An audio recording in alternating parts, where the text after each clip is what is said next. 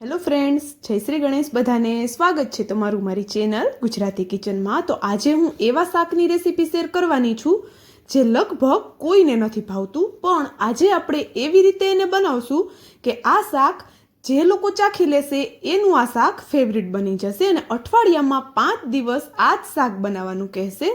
અને સારી વાત તો એ છે કે બનાવવું પણ ખૂબ જ સરળ છે, ઘરના રેગ્યુલર મસાલાથી બની જાય છે અને ટેસ્ટી તો એટલું બને છે કે લારીની પાઉંભાજી પણ ભૂલાવી દેશે અને નાના મોટા બધા આંગળા ચાટીને ખાશે. તો આ શાક બનાવવા માટે આપણે અહીંયા દૂધી લીધી છે.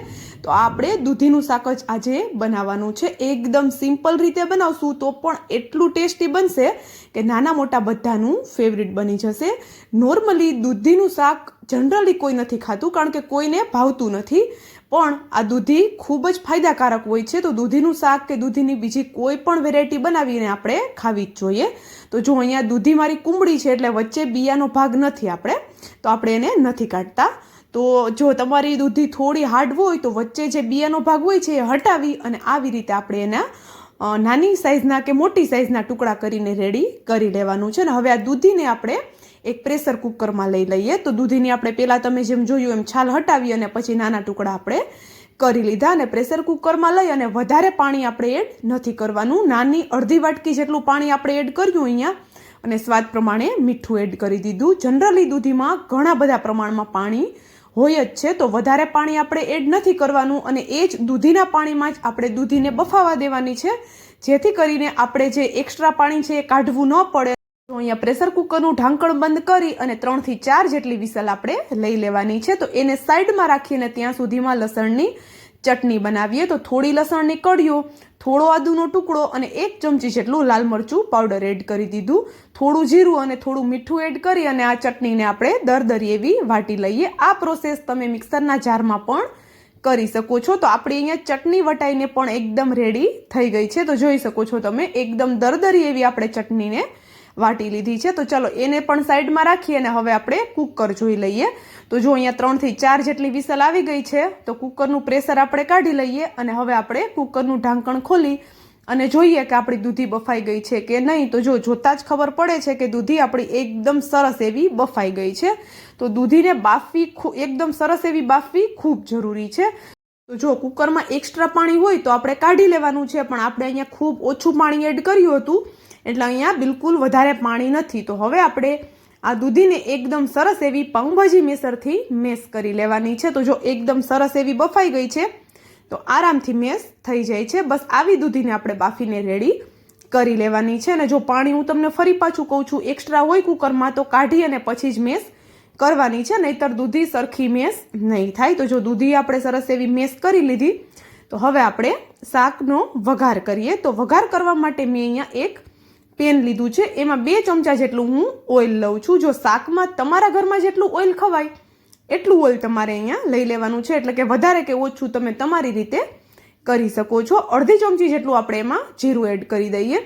જનરલી જે પાઉંભાજીનો વઘાર થતો હોય છે એમાં રાઈ કે જીરુંનો વઘાર નથી હોતો, પણ આપણે આજે શાકની રીતે બનાવીએ છીએ એટલે મેં થોડો જીરુંનો વઘાર કરેલો છે. હલકી એવી હિંગ એડ કરીએ અને આપણે અહીંયા 2 મીડિયમ સાઇઝની ડુંગળી જેને ચોપરમાં ચોપ કરીને લીધેલી છે. તો આપણે એની પ્યોરી બનાવવાની કોઈ જ જરૂર નથી. ડુંગળીને બસ આવી નાની નાની ઝીણી ઝીણી ચોપ કરીને રેડી કરી લેવાની છે. તો જો અહીંયા ડુંગળી પણ આપણે સરસ એવી મિક્સ કરી અને હલકી એવી આપણે એને સંતળાવા દેવાની છે. તો ડુંગળી આપણી સંતળાય છે એમની સાથે જ આપણે જે ચટણી વાટીને રાખી છે લસણવાળી તે એડ કરી દઈએ. તો અહીંયા 1 ચમચી જેટલી લસણવાળી ચટણી મારે થઈ હતી. તો જો અહીંયા આપણે સરસ એવી ચટણીને પણ મિક્સ કરી દઈએ ડુંગળી સાથે અને ચટણીને પણ ડુંગળી સાથે સરસ એવી સંતળાવા દઈએ, જેથી કરીને એકદમ સરસ એવું લસણ પણ સંતળાઈ જાય. અને હા, જો તમે અત્યાર સુધીનો વિડીયો જોયો હોય અને એમાં તમને થોડું પણ કંઈક પસંદ આવ્યું હોય તો પ્લીઝ વિડીયોને એક લાઇક અને જો ચેનલ પર નવા હોય ને તો જરૂરથી પ્લીઝ ચેનલને પણ સબસ્ક્રાઈબ કરી દેજો અને બાજુમાં આપેલા બેલને પણ પ્રેસ કરી દેજો, જેથી કરીને આવી જ નવી રેસીપીની નોટિફિકેશન તમારા સુધી પહેલાં આવે. તો હવે આપણી ડુંગળી અને જે લસણવાળી ચટણી છે સરસ એવી સંતળાઈ ગઈ. તો હવે આપણે એમાં એક મોટી સાઇઝનું ટમેટું એને પણ આપણે ચોપ કરીને ઝીણું ઝીણું એડ કરી દીધું છે. સાથે જ આપણે સ્વાદ પ્રમાણે મીઠું એડ કરી દઈએ અને આપણે બધી વસ્તુને સરસ એવી મિક્સ કરી દેવાની છે. તો જો મીઠું એડ કરતી વખતે ધ્યાન રાખશું કે આપણે દૂધીમાં પણ મીઠું એડ કરેલું છે. અને હવે આપણે આને ઢાંકણ ઢાંકી દઈએ અને ટમેટા સોફ્ટ થાય ત્યાં સુધી આપણે એને થવા દેવાનું છે. નોર્મલ જે આપણે દૂધીનું શાક બનાવીએ છીએ ને એમાં જેટલો સમય લાગે છે એટલા જ સમયમાં આપણું આ શાક બનીને તૈયાર થઈ જાય છે. અને એટલું ટેસ્ટી બને છે કે કિલો દૂધી તમે લાવશો ને તો પણ ઓછી જ પડવાની છે. એટલું બધું આ શાક ટેસ્ટી બનીને તૈયાર થાય છે. અને જો પાઉંભાજી ખાવાની ઈચ્છા થઈ હોય અને ઘરમાં કોઈ વધારે શાકભાજી ન હોય, ખાલી દૂધી, ટમેટું અને ડુંગળી હોય, તો તમે આ રીતે દૂધીનું શાક કે દૂધીની ભાજી પણ તમે આને કહી શકો છો. બનાવી લેશો તો બધા આંગળા ચાટીને ખાશે એટલું બધું ટેસ્ટી આ શાક કે ભાજી બનીને તૈયાર થાય છે. તો જો હવે આપણે એમાં થોડા મસાલા કરીએ તો મસાલામાં આપણે હળદર પાવડર 1 ચમચી જેટલું, લાલ મરચું પાવડર 1 ચમચી જેટલું, ધાણા જીરું પાવડર અને 1 ચમચી જેટલો આપણે અહીંયા પાઉંભાજીનો મસાલો એડ કરી દીધો છે. બધી વસ્તુને સરસ એવું મિક્સ કરીએ.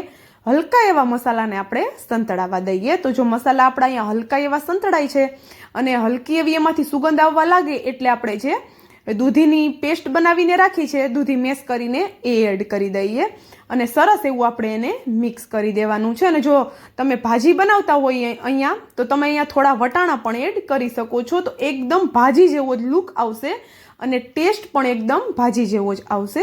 તો જો અહીંયા બધી વસ્તુ સરસ એવી મિક્સ કરી દીધી અને જો અહીંયા મેં તેલ થોડું ઓછું રાખ્યું છે. તમે અહીંયા તેલ પણ થોડું વધારે લઈ શકો છો જો તમે ભાજીની રીતે બનાવતો હોય તો.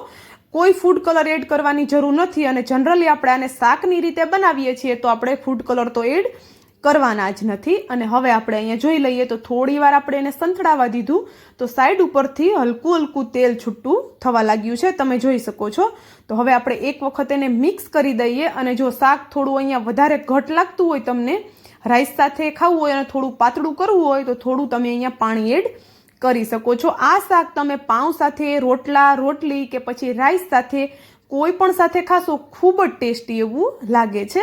અને અહીંયા અડધા લીંબુનો રસ એડ કરી દઈએ. અહીંયા આપણે થોડી તીખાશ અને થોડી ખટાશ ચડિયાતી રાખવાની છે જેથી કરીને આપણું દૂધીનું શાક છે એ ખાવામાં ટેસ્ટી બને. જનરલી દૂધીનું શાક છે એ ખાવામાં ફીકું લાગતું હોય છે, પણ આ રીતે થોડી તીખાશ અને થોડી ખટાશ આપણે ચડિયાતી રાખશું એટલે શાક આપણું ટેસ્ટી બનીને તૈયાર થશે. તો હવે શાક આપણું ઓલમોસ્ટ રેડી થઈ જ ગયું છે. સાઈડની કિનારી છે એની ઉપર તેલ આવી ગયું છે તો લીલા ધાણા આપણે એડ કરી દઈએ થોડી ફ્લેવરને વધારવા માટે. ઓપ્શનલ છે, જો હોય તો એડ કરી દેવાના છે. ફરી પાછું બધું મિક્સ કરી દીધું અને આ શાકને આપણે ગરમ સર્વ કરી લીધું છે. ગરમ ફુલકા રોટલી સાથે ખાશો ને જોરદાર ખાવાની મજા આવે છે અને એવો ટેસ્ટ છે આનો કે નાના મોટા બધાને પસંદ આવે એવો છે. તો મને કોમેન્ટ કરીને જરૂરથી જણાવજો કે તમને મારો આ દૂધીના શાકનો વિડીયો કેવો લાગ્યો.